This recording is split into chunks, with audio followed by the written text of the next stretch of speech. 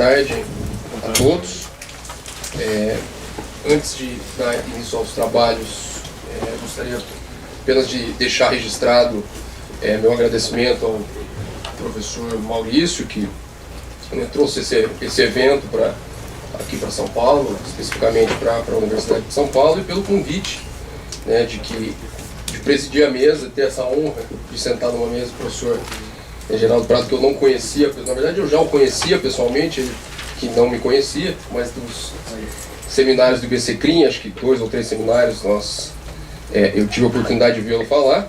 E o professor Ricardo, que eu conheci há pouco tempo, lá na Universidade de Passo Fundo, num evento que fizemos juntos. Então, apenas deixar registrado que é uma honra muito grande para mim participar dessa mesa. E dizer que acho que não só a Universidade de São Paulo, mas a cidade de São Paulo, hoje fica muito contente com esse evento, que sem mais delongas a gente já reinicia, porque o que nos interessa mesmo é ouvi-los. Então, muito obrigado pelo convite, muito obrigado por terem vindo, e a palavra é do senhor. Humberto, muito obrigado. Eu que agradeço, muito gentil, muito obrigado mesmo, muito obrigado a todos vocês. Mais uma vez eu vou abusar da paciência, cumprimento formalmente o Ricardo. Estamos quase que vivendo juntos, né, Ricardo, esses 2 dias, mas fiquem cientes de que isso tudo é homologado pelo Yuri, está no YouTube. Agora você vai explicar para a Josiane e para a Gisele essa nossa relação de afeto. O Yuri é o responsável direto por essa aproximação que, como sempre em São Paulo, se faz de uma maneira muito agradável, muito fraterna. Muito fraterna. Tem uma história relativamente recente, de 20 anos, um pouco menos, de aproximação de escolas e pensamentos no campo do processo penal, que foi possível também graças ao empenho, ao gênio, à genialidade do Gustavo Badaró e do Maurício Zanotti de Moraes. Eu faço esse registro, não tinha feito esse registro antes.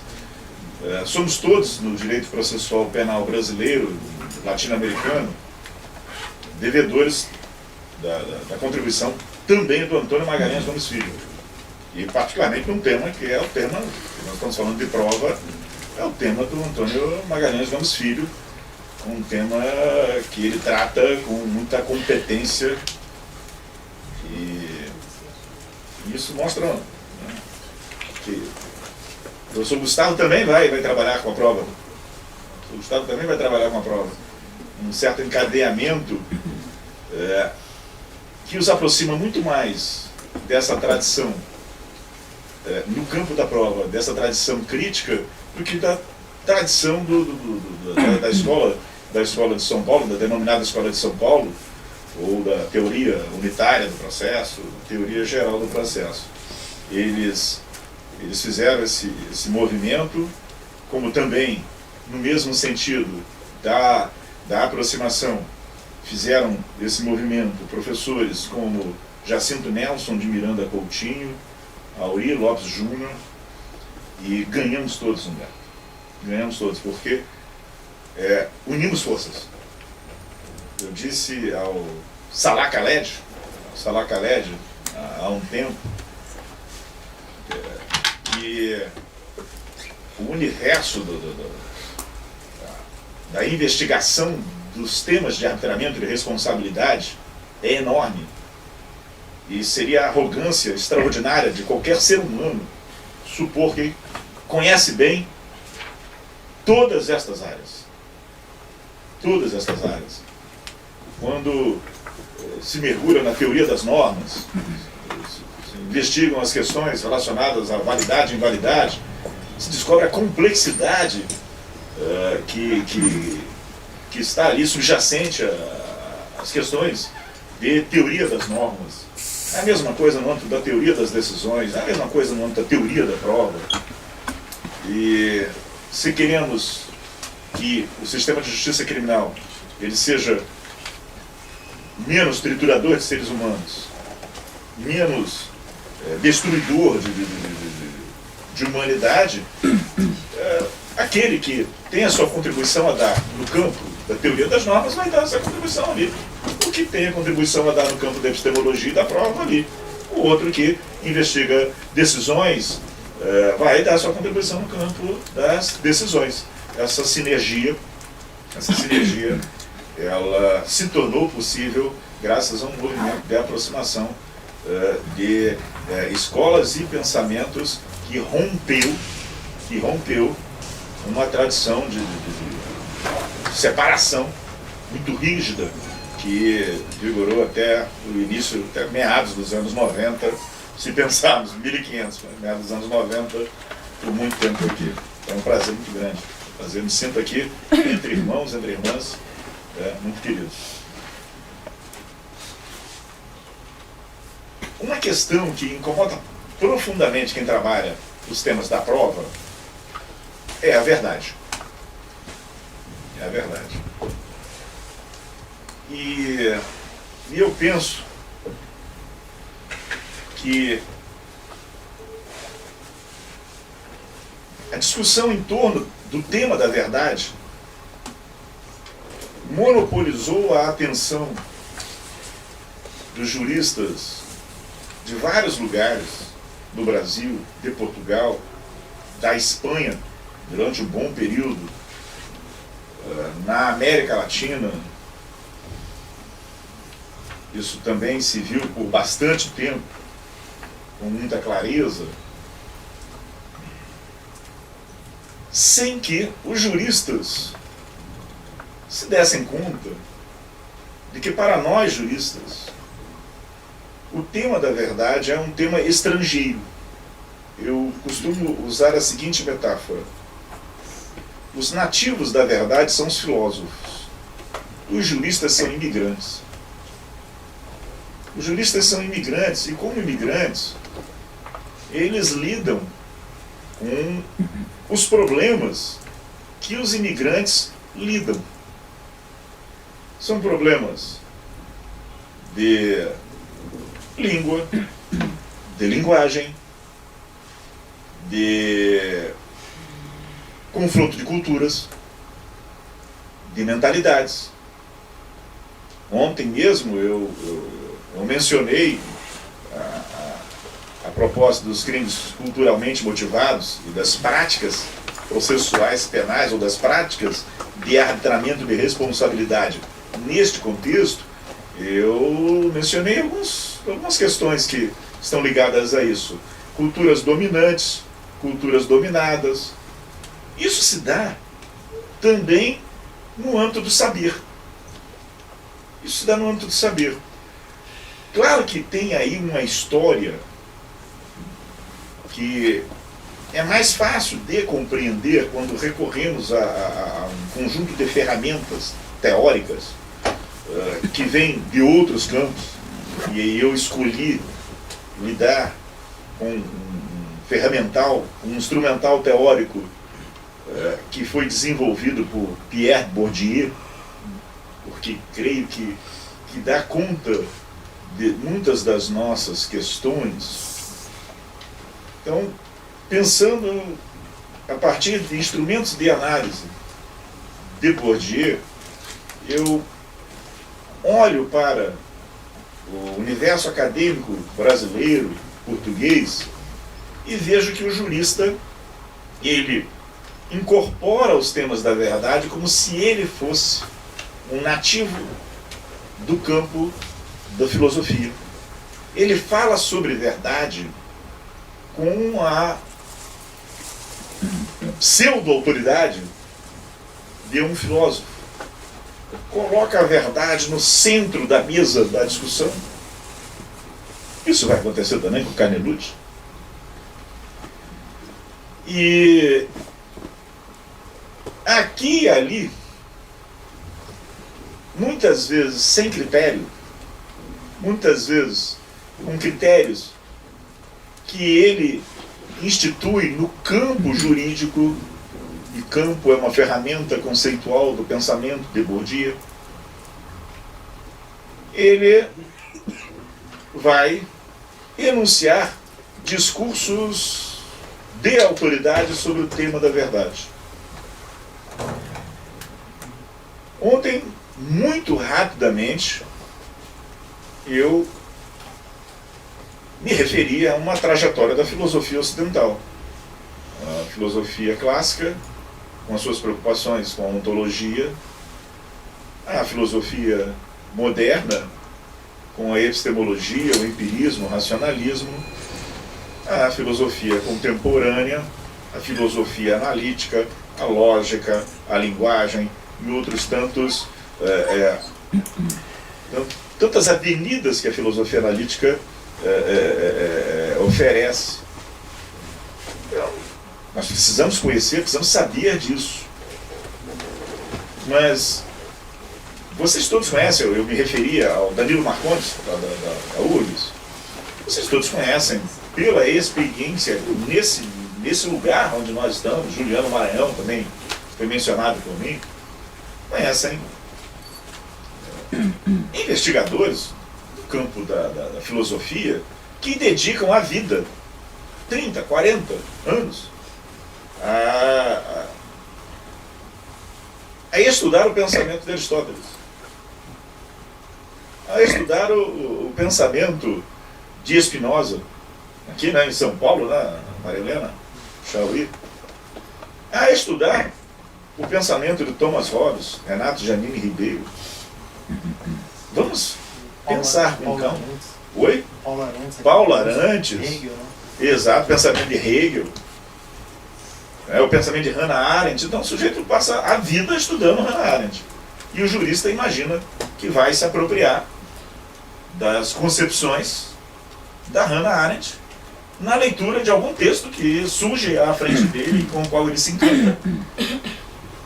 E que, a partir dali, ele então pode sustentar uma teoria jurídica embasada numa formulação arendtiana oposta à teoria do contrato social. E ele vai surgir no universo dos juristas como um jurista diferenciado, porque toda a tradição do pensamento jurídico vem apoiada numa matriz ficcional de narrativas contratualistas. Ele vai aparecer como diferente, falando de um autor diferente. Mas quem é que estuda esses autores? Como eu disse, são pessoas que dedicam a vida a ele. Se nós quisermos ser justos, me parece que é razoável pensar exatamente assim. Esses autores que eu mencionei, estes investigadores que eu mencionei, eles são os nativos destas áreas. E nós, juristas, somos os imigrantes. Uma espécie de imigração forçada. Porque nós também não temos como evitar o tema da verdade. Nós não temos como escapar de alguns temas. Eu costumo citar nas aulas de competência, eu digo, olha, o locus commissi delicti, ele tem uma história relacionada à instituição do Estado Territorial Nacional, uma disputa de poderes de julgar entre senhores feudais e o mais poderoso senhor feudal. Então, a questão, ela vai estar compreendida, ela só será mais razoavelmente entendida a partir das noções que a história vai me dar sobre a constituição desse ente Estado no Ocidente. No Ocidente é a mesma coisa, relativamente à soberania, etc, etc.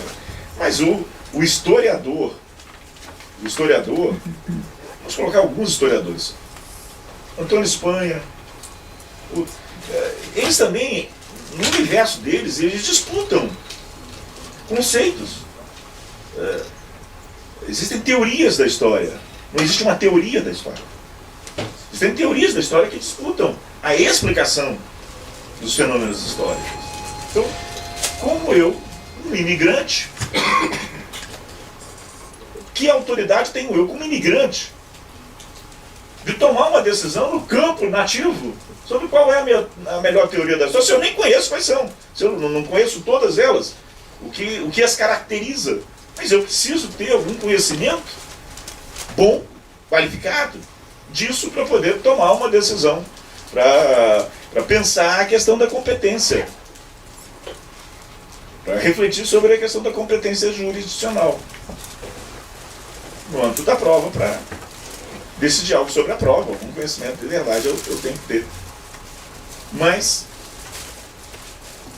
não sendo nativo, tendo que lidar com várias linguagens, com a minha própria cultura, com o impacto que esse choque cultural produz, há um autor,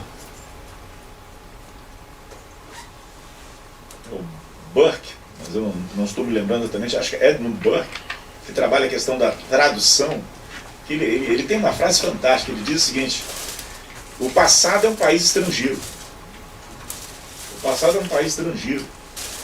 Então vamos jogar isso nesse campo da coexistência de saberes, para dizer o seguinte: a filosofia é um país estrangeiro. Como a história é um país estrangeiro, a sociologia, a gente vai necessitar desses elementos. No entanto, por razões que eu tentarei explicar daqui a pouco, a questão da verdade ela se colocou quase como central. São muitos autores, excelentes estudiosos, grandes juristas brasileiros, do direito processual civil, do direito processual penal, que resolveram enfrentar o tema da prova pelo árido caminho da verdade. E o fizeram enunciando discursos e tomando partido e assumindo posições, muitas vezes sem uma completa consciência de que aquela posição que ele estava adotando, ela era uma posição em oposição, em resposta a uma outra posição que ele desconhece, cuja história ele vai desconhecer no campo da própria filosofia. Autores que são referência nessa área, Carnap e outros tantos, são absolutamente desconhecidos da grande maioria dos nossos processualistas penais. E posturas que são adotadas são respostas ou tomadas de posição em oposição a Carnap, que a pessoa não sabe que foram feitas. Rudolf Carnap. Rudolf Carnap está nessa primeira geração dos filósofos analíticos que fazem a grande ruptura, a grande sofisticada ruptura. Depois eu prometo a vocês passar uma bibliografia desses autores. Mas digo o seguinte, volto a dizer, são autores que trabalham com conceitos altamente sofisticados, portanto não são autores que nós vamos ler num semestre ou em um ano. São autores que nós vamos ler ao longo de 5, 10 anos, com calma, com tranquilidade. Se o mundo acabar amanhã, para nós, se nós morrermos, não vai fazer nenhuma diferença. Estamos de acordo? Não vai fazer nenhuma. Então vamos fazer as coisas com calma para entender essas questões que se colocam. Há um aspecto político também na eleição da verdade como uma questão central da discussão probatória no Brasil. Falávamos disso na hora do almoço, os professores Yuri e Ricardo. O professor Ricardo ali nos mostrando algum, que é central, que explica muita coisa nossa aqui, da história do pensamento contemporâneo do processo italiano, das vicissitudes, das implicações políticas e dessa tomada de posição política do processo italiano. E a gente falando, olha, aí a jurisdição vai ocupar, a ênfase na jurisdição não é uma ênfase numa perspectiva autoritária. E aí agora eu acrescento, e a ênfase na jurisdição se faz pela via do domínio da verdade. É a verdade, colocar a verdade no centro do processo. Lembram da frase lá do Carnelucci, né? A verdade é o centro nervoso do processo? Clássica, né? É colocar a verdade no centro, e você coloca o autoritarismo no centro. a questão da justiça. Isso sempre me incomodou. Porque se o nosso domínio sobre a verdade é um domínio muito superficial, e não poderia ser de outra maneira, porque a nós o que nos pedem, muito claramente, o que a sociedade nos pede, é que entreguemos a ela, a esta sociedade, um instrumento de distribuição de justiça que ou controle e impeça a injustiça e a violência, ou o ideal é que faça a justiça material. É isso que nos pedem. Não nos pedem uma reflexão sobre a verdade, ou uma reflexão sobre a virtude, ou uma reflexão sobre o bem. Nos pedem aos juristas o que os juristas podem efetivamente entregar. E tendo percebido que o manejo político dos conceitos de verdade e do que juristas designam como teorias da verdade, ele trouxe problemas sérios para a gestão das pessoas no âmbito do controle social. Eu me perguntei, será que é possível trabalhar a questão da prova dispensando uma reflexão aprofundada sobre a verdade? Não é possível trabalhar os temas da prova sem alguma reflexão sobre a verdade. Mas a pergunta que eu me fiz é diferente. É possível trabalhar as questões da prova sem que eu tenha que mergulhar profundamente, sem que eu tenha que tomar uma posição sobre as teorias da verdade? Num recenseamento que eu passo lá para os meus companheiros, colegas, investigadoras e investigadores do grupo, e o professor Yuri teve a oportunidade de participar neste semestre inicial do ano lá, e deve estar aqui em algum lugar, eu aponto um trabalho que não é completo, de um professor e uma professora, que identificam no século XX 18 diferentes teorias da verdade.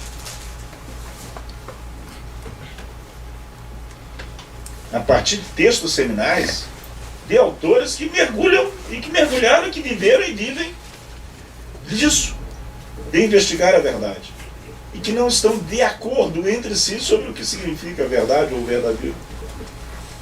Tem desacordos que vão para além da discordância metodológica, que são verdadeiramente substanciais.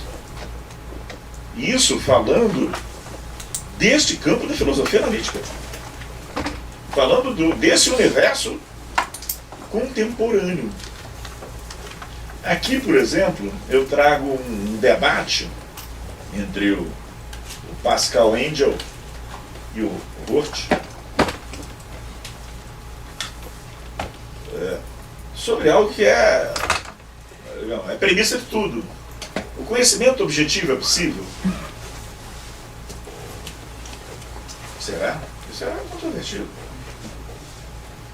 Isso é controvertido. E esse trecho deste debate, para que serve a verdade, é a resposta do Richard Hort.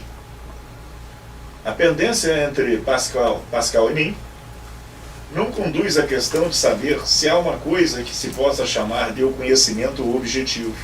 Lembram de ontem, quando eu falei dimensão da realidade e questão da verdade? Então agora vamos entrar numa seara do conhecimento objetivo, ver como é que isso vai chegar lá. Vai chegar ao conhecimento objetivo. Vou repetir. A pendência entre Pascal e mim não conduz à questão de saber se há uma coisa que se possa chamar de o conhecimento objetivo. É uma evidência. É uma evidência que eu estou aqui falando. Vocês estão me vendo, nós estamos aqui. É uma evidência. Uma evidência. Hoje vai falar, não é disso que eu estou falando. Como o David Hume vai falar, quando eu falo do ceticismo, não é disso que eu estou falando, é evidente. Não, eu me jogo aqui, do alto do prédio de 10 andares, porque já que não há nada, eu também não vou morrer. Não é disso. Evidentemente que não é desse conhecimento objetivo. que se fala quando se questiona a possibilidade de um conhecimento. Observem, não fala de direito probatório, mas eu estou dando um passo atrás. Será que é possível provar alguma coisa? A pergunta que está se formulando é que será que esse esforço que a gente vai fazer é um esforço que pode resultar em alguma coisa? Então tem um autor importante, muito criticado, mas importante, que vai dizer, eu não estou tratando dessa evidência. O que nos separa os dois é a questão de saber se podemos dizer que alguns domínios da cultura, algumas atividades humanas, podem atingir o conhecimento objetivo, enquanto outros, infelizmente, não poderiam. Estou de acordo com ele, com Pascal, quando diz que uma das questões que nos separam está de acordo na identificação do que os dois não concordam. Quer dizer, isso também é importante. Está de acordo com relação ao desacordo.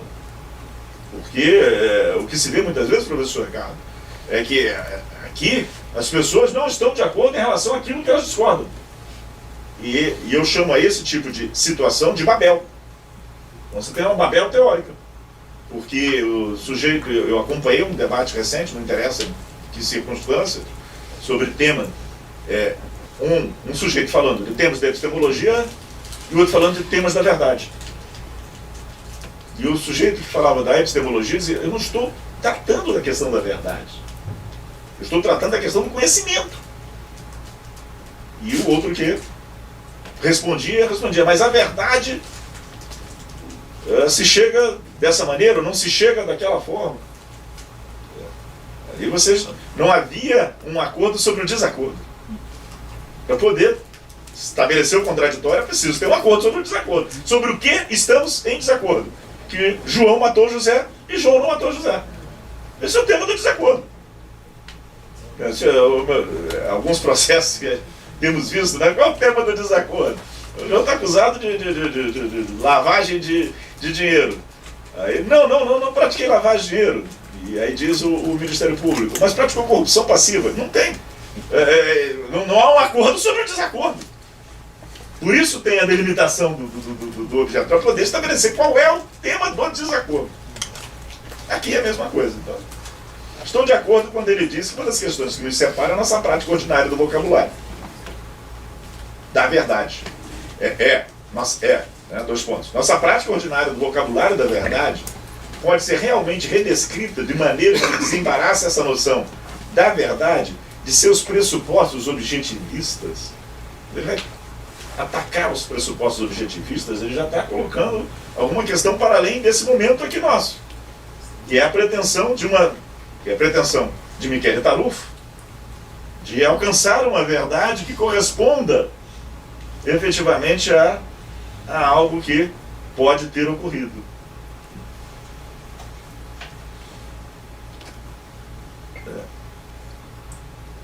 Na boa, como diriam os cariocas.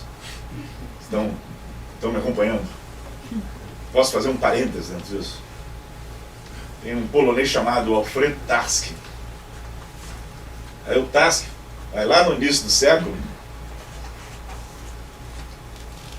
falar sobre desenvolver uma ideia de verdade para linguagens formais. Linguagens formais, elas limitam o vocabulário, elas são da matemática. Então, como é que nesse campo eu posso estabelecer o verdadeiro e o não verdadeiro? Então ele vai pensar isso. Os nossos juristas pegam Tarski e jogam na linguagem coloquial e vulgar, em que você tem infinitas possibilidades de composição de enunciados e proposições. Daí que vem todo o debate da verdade como correspondência e todo o problema que isso gera, mesmo num extraordinário jurista, que é Luigi Ferraioli. Ajudaria bastante ler o Tarski e acompanhar a trajetória e perceber como o Tarski foi provocar da saída das linguagens formais. O que é a linguagem formal? Aquilo que o companheiro perguntou, vou ter que estudar o Carnap para saber o que é a linguagem formal. Ou, transferindo isso para esse momento, tem que estudar a Susan Haack para saber o que é a linguagem formal. Para entender as questões da cibernética, dos algoritmos. Entender o que a linguagem formal vai implicar em termos da nossa vida. E distinguir da nossa linguagem comum. Mas a pressão é muito grande em cima do Carnap. Então, lá na frente, 20 anos depois, ele vai tentar, o cara que é genial, eu vou fazer um esforço, que eu não sei se eu consigo concluir, para ver se eu transfiro da linguagem formal para uma linguagem comum, conceitos. E, claro, a vida um determinado momento o sujeito morre, né? Então fica a obra do sujeito. Aí a obra do sujeito já não pertence mais a ele. Não pertence mais a ele. Voltando aqui, fechando parênteses para dizer, olha, as teorias da verdade são muito mais complexas, nós precisamos conhecê-las no sentido de entender o contexto delas. Vem o Rorty diz, se o fato de admitir que há implicações objetivistas significa que é necessário introduzir discriminações entre os discursos em função de seu pretenso grau de correspondência com a realidade, ele já está fazendo uma crítica ao Tarski aqui. Eu, com efeito, penso que devemos renunciar a pretensões objetivistas. Eu não admito, diz Rorty, que seja possível estabelecer uma relação de correspondência como que alguns autores a partir do Tarski vão estabelecer. Eu trouxe isso aqui. Os caras estão debatendo isso intensamente. Eles estão debatendo isso intensamente e nós, imigrantes, estamos alheios a grande parte dos argumentos e das premissas que marcam esses debates. Nós centramos nossa preocupação na verdade. A minha proposta é que não nos preocupemos tanto com a verdade. Ela vai ter uma importância, porque não faz sentido eu desenvolver uma perspectiva de teoria da prova, de direito probatório, sem assumir que eu estou em busca de uma afirmação de que alguma coisa existiu, de que algo é verdadeiro, uma determinada proposição era verdadeira ou não. Mas nós veremos como a coisa vai avançar nessa direção. O que me parece que não é razoável é assumir alguma teoria da verdade como centro do universo probatório, do direito processual penal em qualquer lugar do mundo. Hoje, assumir uma teoria qualquer num universo de teorias contemporâneas altamente controvertidas e em disputa. Não é sequer necessário. Não é sequer necessário. Não é sequer necessário. Mas o caso brasileiro é um caso grave. Eu trouxe aqui o precedente do Pereira e Souza, primeiras linhas sobre processo criminal, Lisboa, 1820, porque se é problemática a postura nossa de assumir uma teoria da verdade consensual, por correspondência, oracional, pós-oracional, argumentativa, que dirá, professor Ricardo, se a nossa tradição está baseada numa ontologia superada lá no século XIV, que é o texto do Pereira e Souza, de 1820. Lembram que eu disse, olha, Gilbert, discípulo de Locke, Taillé, Bentham, os caras estão trabalhando com epistemologia, rompendo com esse pensamento. Mas nós estamos aqui, Portugal e Brasil, pensando o quê? Prova é o ato judicial pelo qual se faz certo o juiz da verdade do delito. Prova é um ato de absoluta necessidade nas causas criminais e a falta dela influi nulidade insanável na sentença. Há três espécies de certeza. A certeza metafísica, que é a que provém da evidência metafísica. Então é que um geômetra tem que os 3 ângulos de um triângulo são iguais a 2 ângulos retos. A certeza física, que é aquela que provém da evidência física. Então é a que alguém tem do fogo que se sente queimar. A certeza moral, que é fundada na evidência moral. Então é que temos de um fato que muitas testemunhas fidedignas, o fidedignas é a parte boa do texto, né? As infiéis, elas não servem. Testemunhas fidedignas atestam terem presenciado. Os tribunais criminais contentam-se com a certeza moral para imporem a pena ordinária. Ela pode definir se o estado do nosso ânimo seguro de verdade é uma proposição que respeita a existência de um fato que não vimos. Esta certeza moral só pode provir da prova perfeita. O fidedigno e o perfeito são pistas que nós temos que capturar. Nós temos que capturar.